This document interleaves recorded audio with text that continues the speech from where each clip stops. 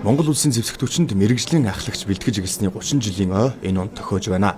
Түүхэн ойгоо өгтөж тус хамт олон эрдэм шинжилгээ, онол практикийн баг хурал зохион байгуулахын зэрэгцээ 30 жилийн ойдоо зориулсан ном, баримт кино бүтээх зэрэгээр төлөвлөгөөт ажлуудыг ээлж тараалан хийж хэрэгжүүлж байна. Тодорхойлбол энэ удаад үндэсний Батлан хамгаалахын их сургуулийн Батлан хамгаалахын мэрэгжил сургуульд үйлдвэрлэлийн төв буюу ахлагчийн сургуулийн үе үеийн төгсөгчдийн дундх гар бөмбөгийн тэмцээнийг амжилттай зохион байгууллаа. Ахлагч сургалтын байгууллага үүсгэн байгуулагдсанаас хойш 29 удаагийн төгсөлтөөр нийт 6500 гаруй мэргэжлийн ахлагчийг бид Монголоос зэвсэгтүүчэнд бэлтгэж нийлүүлсэн байна. Тэгээд өнөөдрийн энэ тэмцээн бол өгцөн мөн төгсөгчдийн маань уур амьсгалыг яаж бүрдүүлж эхэлж байгааг харж байна.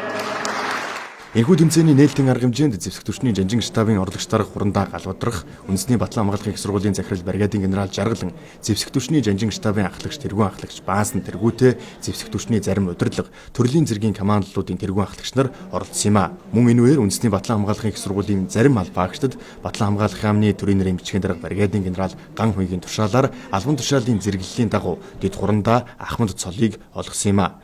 Төгсөгчдийн дундх гар бөмбөгийн тэмцээнийг үндэсний Батлан хамгаалахын их сургуулийн Батлан хамгаалах мэргэжлийн сургалт үйлдвэрлэлийн төв Монгол ахлагч нарын соён холбоо хамтран зохион байгуулсан юм а.